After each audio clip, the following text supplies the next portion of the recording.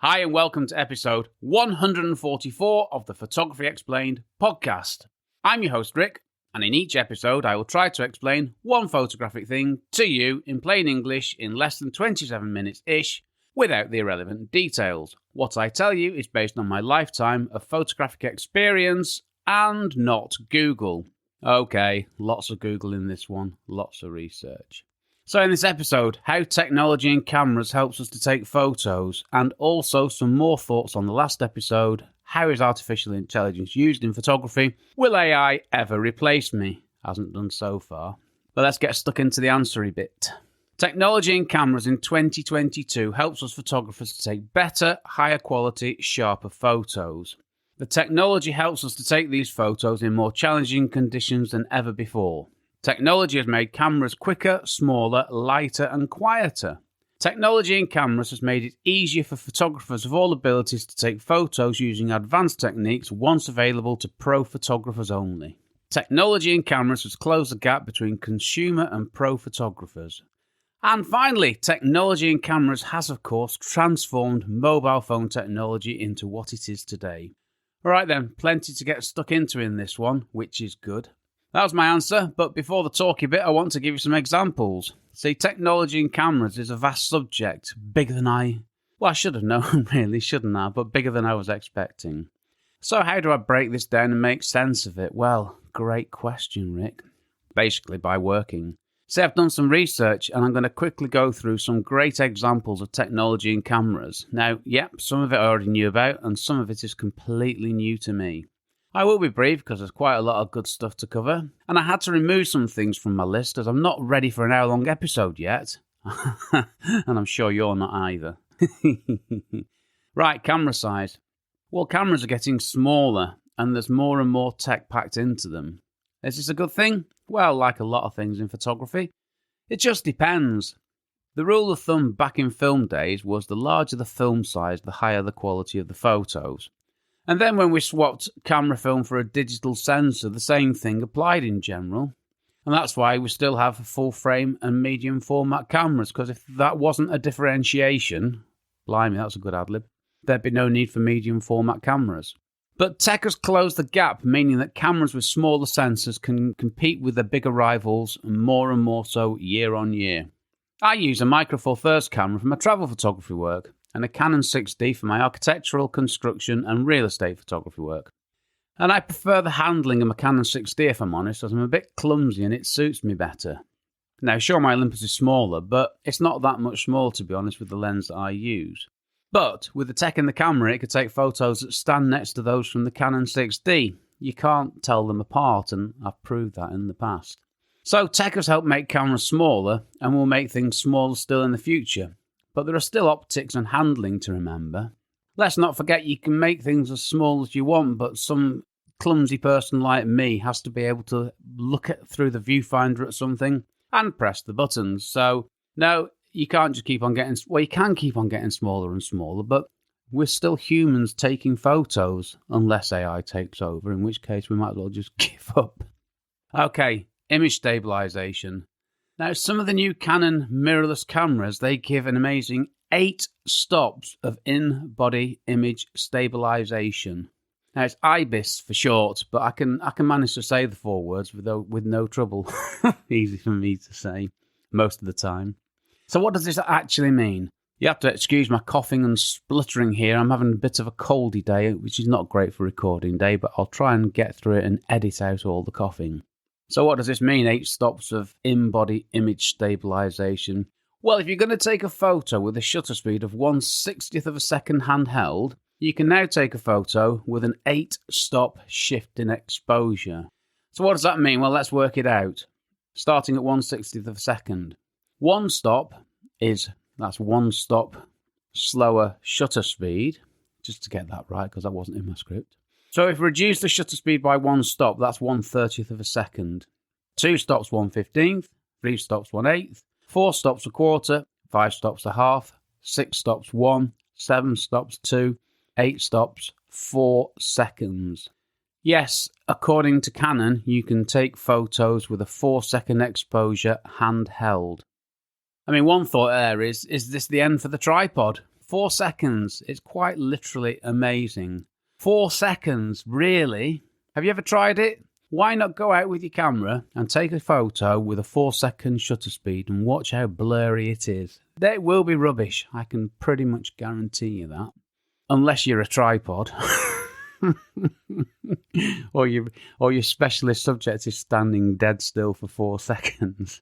And what this really means is that the tech will help us to take sharper photos in normal conditions. And it also allows us to take photos handheld with longer focal length lenses or with longer shutter speeds.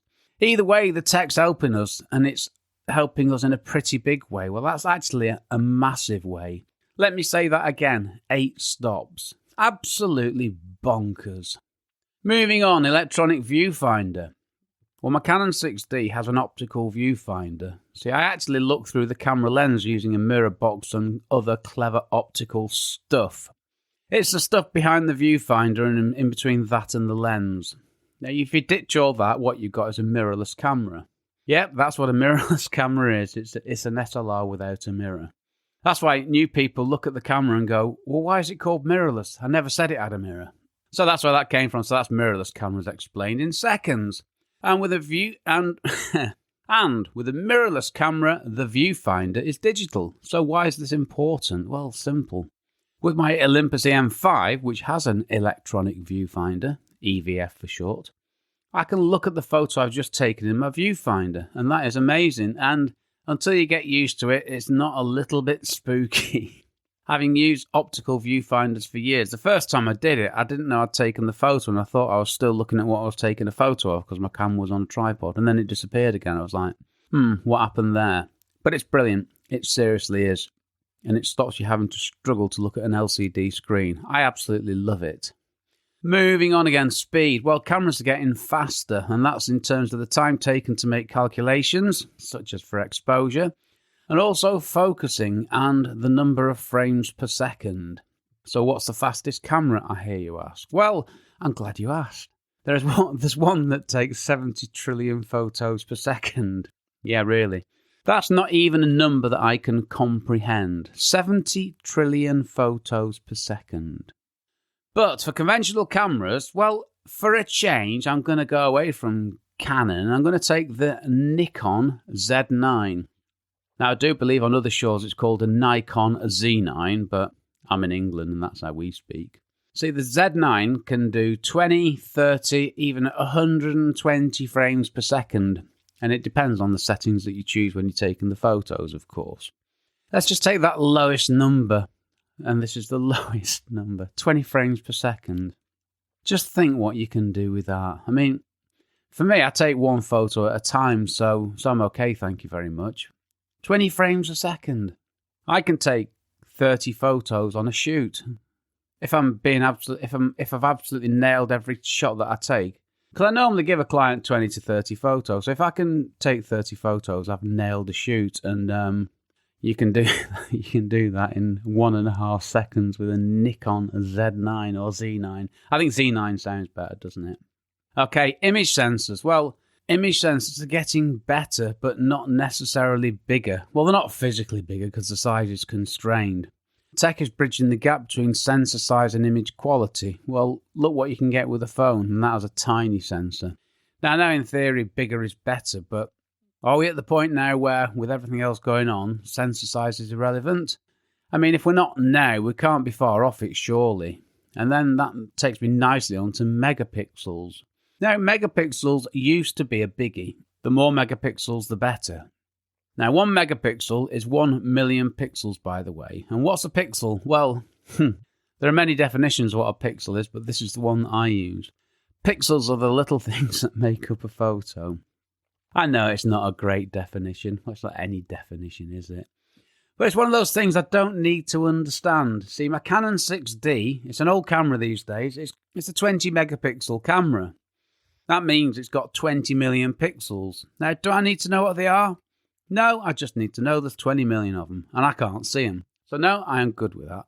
Now, going back to the Nikon Z9, that's got, 45 million pixels. Yep, that's double what my Canon 6D has, but it's not as many more as I was expecting. Because the Canon 6D, I think it was released in 2014, so it's been out there a good few years, and the Z9's quite recent. But this is the point, the race for more pixels is pretty much over. Other factors have come into play, meaning that more pixels is no longer better. See, more pixels equaled larger file sizes and more data, which wasn't necessarily a good thing, so the clever folks who make cameras and sensors have found other ways of making things better. And that's what we want our tech to do, isn't it? Image quality. Well, general image quality improves when you put all the bits of tech together. I mean, looking at the advances in the quality of photos you can get with a phone, that tells us all we need to know, doesn't it? If you're old enough to remember when camera phones first came out, the photos were, well, they were great because you didn't have anything before that. But you compare, I don't know, photos from a phone from 10 years ago to now, and there's a massive difference, and especially when you get into low light. You can apply that point to cameras, but it's not quite as much as with phones because you were starting from a more advanced position with a camera than you were with a phone, which was no camera. But the tech is helping us to get higher quality images, which is a good thing, of course. And it's helping more of us to get higher quality photos, closing the gap between pros and amateurs.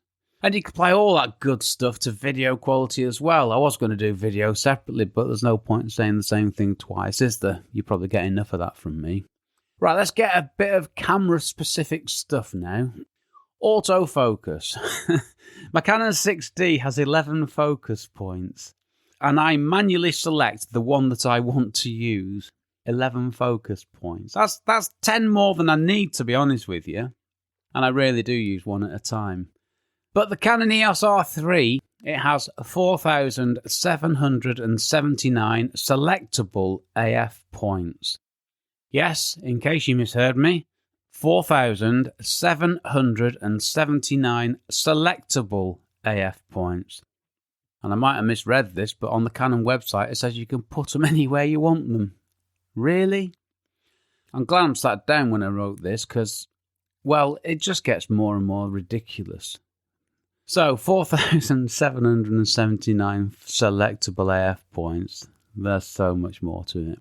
So, sticking with the Canon EOS R3, you have something called Eye Control AF. Yep, Eye Control AF. You can select an autofocus point by looking at it. Press the shutter release button halfway and focus is selected of what you're looking at. Not only focus of it, but continuous tracking of the subject too. Continuous tracking of something that you're no longer looking at, that your camera knew you were looking at it at the time. It's just incredible, isn't it? There's more though. And this camera can, using, and I quote here from the Canon website, Deep Learning AI, recognise people, animals and motorsport vehicles. Obviously fast-moving things, and people. And no doubt more to follow that will be detectable and trackable. And there's more. If that's not enough for you, it is for me. Eye detection. The Canon R3, let's keep going with this technology, this amazing, amazing technology. The Canon R3 can detect a human's eye. If their eyes aren't visible, then priority is given to the face. I mean, why stop there? It can do the same for animals and even, wait for it, birds in flight. Where will this technology progression ever end? Well, that's a very good point. I think we don't know what the limits are to things that we haven't got yet. Remarkable things, these, they really are. It's the eye one that gets me. I'm going to have to scroll back on my script to get this. Eye Control AF. So you can tell your camera that when you look at something, it's going to focus on that and it's going to track that focus of that thing while you're looking at something else. That blows my mind, that does. So where will this ever end? Well, it's going to end right here because I need to come back to this next week. There's too much to this. See, once I started looking into it, I found a few other things that I want to find out more about and share those thoughts with you. And they are focus bracketing, post-focus simulation, in-camera HDR, JPEG presets, high-resolution modes, processing in camera, wireless live streaming, in-camera forgery-proof technology. What? Then we've got some other stuff like lens coatings, There's lots on the editing front, AI stuff, phone technology, image processing, all sorts there. So lots more for the next episode. Right, the talky bit. That was a factual bit, now for a talky bit, starting with this. Blimey, tech is amazing. And amazing tech helps us to take more amazing photos. Now, I know I'm not at the cutting edge of some of this stuff, well, most of it between us. But I do use an advanced technique to get my photos. Okay, I might use only one focus point selected manually, and that's fine, and this is the point I want to make. We don't really need to get too worked up about all this stuff, and more importantly, we don't have to use all of this tech all of the time for every photo. We need to use the tech when it will help us. I mean, do I need eye detection AF? No, I don't, but others do, and it is amazing. And I fully get the fact that tech that is being developed now is fantastic and will be used by all of us at some point in the future. See, I'm just not an early adopter, and that's fine, but I do value the advances in tech, as I know that they will trickle down to all of us in one form or another. Think about F1, Formula 1 racing, in case you didn't know. Now, you don't need an F1 car, do you? I mean, yeah, sure, I wouldn't say no, but I'm not sure where I'd put the shopping, to be honest, and I don't think it'd fit in a standard parking bay. But I'm sure that... sorry about that. But I'm sure that many of us are benefiting from advances in that tech, which now can be found in conventional cars. I mean, the car I drive, it can go faster than 100 miles an hour. I mean, I've never done this myself. It's illegal over here, so what's the point of that? But it will tell me if I've drifted above 75 miles an hour. In my car, there's tech I never use, and there is tech that helps me. Don't dismiss tech. Use it when it will help you. Use it to make stuff easier, quicker, better. But remember this. Photography is drawing with light. Photography is not all about getting 30 frames per second. Again, I've been thinking about that, 30 frames per second. On a shoot, I might take 30 photos in a 2-hour session. Just saying. I know I mentioned that in the script, but I've forgotten I'd included it later on. So if I remember, I'll delete the first reference. If not, I've made the point twice. And another point, you can have all the best, most amazing tech ever, but if your composition's rubbish, guess what? You'll still have a rubbish photo. Tech helps us to take photos, but it doesn't help us to take better composed photos. I'm sure there are some things that assist with this, but tech has not replaced the human eye, the human brain, and all that goes with these two amazing things, which are still better than any tech out there. And tech hasn't replaced, and neither has AI, and I'm sat... I was going to say I'll stand to be corrected, but I'm sat down. But I'm confident in saying that AI and other tech has not replaced the human emotion, feeling, all that soft stuff that makes us what we are. See, when you're taking a photo, you got all these things that you're considering and how it makes you feel, what makes it interesting to you. AI can't do that. Not the same way that we can yet. Back to composition, which is what you include in a photo. Which would I put first in order of importance? Composition or technology? Well, it's composition all day long, every day, without fail. And this will not change, not for me, no siree. Whatever the advances in tech, a rubbish composition will always equal a rubbish photo.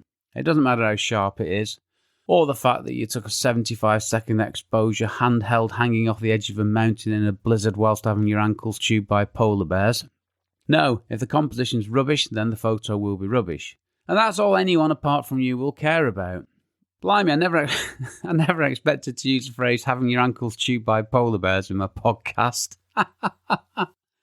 See, this is the thing.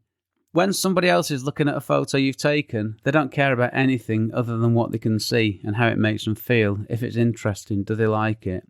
Everything else is irrelevant. And that is such an important point that I should make on every episode of my podcast and every blog post.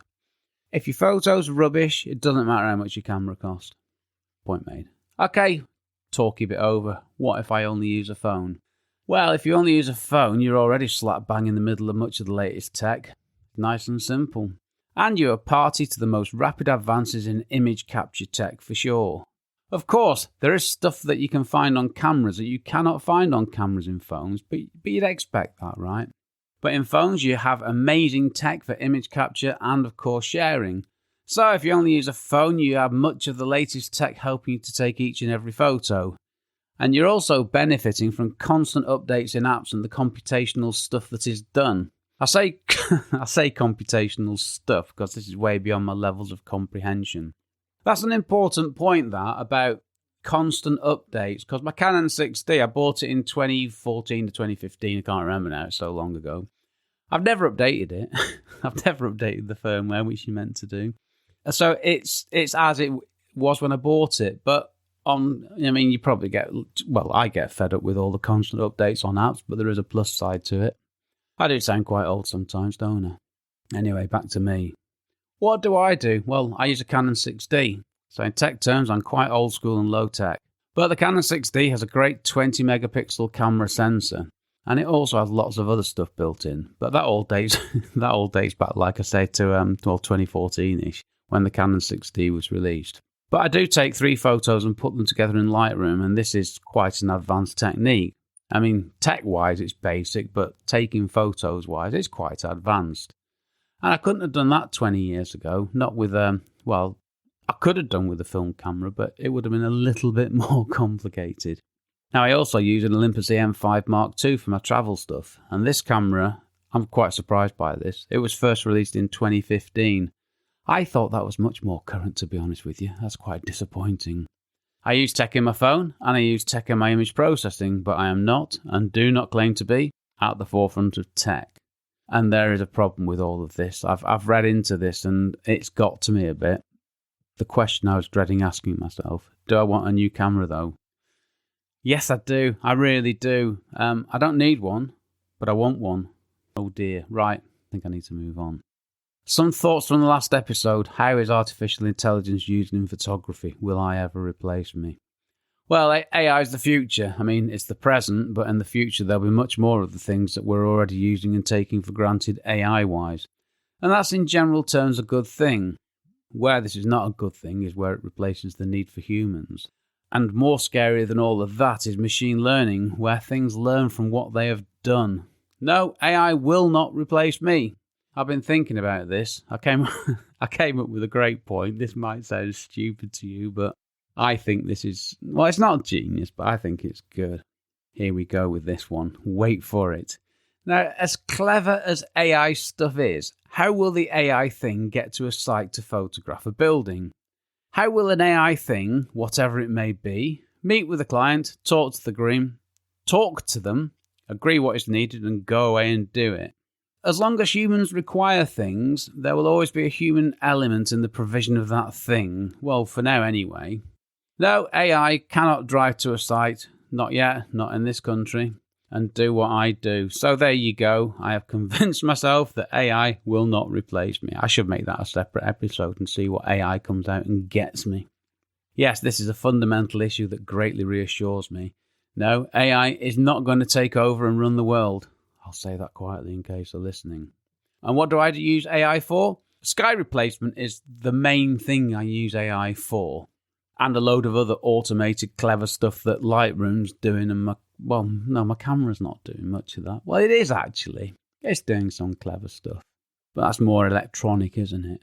No, AI-wise, sky replacement and some of the auto settings on the Lightroom processing, which are pretty amazing a lot of the time.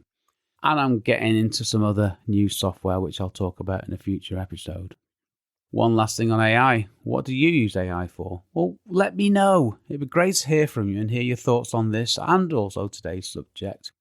I'd love to be able to share what AI uses you have in photography, because I can share them with all my other listeners, and that'd be such a good thing. So get in touch. Let me know. It'd be lovely to hear from you. Next episode. I'm pleased that my voice has lasted this long, and apologies if I sound a bit croaky. Well, Photography Explained podcast episode 145. What is the future for retro photography? Or is it all in the past? Well, I love that title. Well, that was the plan, but no. This episode will have a part 2, so it will be cunningly titled Photography Explained podcast episode 145. How technology and cameras helps us to take photos part 2. The retro episode is pushed back in time. Oh, the irony. I pushed the past back another 2 weeks. Right, sorry, I need to gather myself here. My survey. Yes, my survey's still out there. My September survey for the Photography Explained podcast is still on the podcast website. Just a few questions that should take less than a minute to answer. Just head over to photographyexplainedpodcast.com/survey. And thanks for your help if you do. Yeah, I did put it up there for September, but I thought, well, it's not doing any harm, is it? Let's just leave it and see what people do. Okay, got a photography question you want me to answer in plain English in less than 27 minutes-ish, but still without the relevant details? You do? Great. Just head over to photographyexplainedpodcast.com/start. Well, this episode was brought to you by yet another good old-fashioned cheese and pickle sandwich, and shock news, no crisps. I know, no crisps. Very unusual, must be having a healthy day. All washed down with not Coke, not Pepsi, but a nice strong cup of tea with a drop of milk, which I'm sipping away at, sat here in my homemade acoustically cushioned recording emporium. And I finally got the introduction and the beginning of my podcast right. I didn't realise I'd chopped things around a bit and I hated it every time I recorded it, so I've corrected that finally. Okay, I'm done. I've been Rick McAvoy. Thanks again very much for listening to my small but perfectly formed podcast, it says here, and for giving me between 20 and 30-ish minutes of your valuable time. I'm going to guess at 25 minutes after editing. Take care, stay safe. Cheers from me, Rick.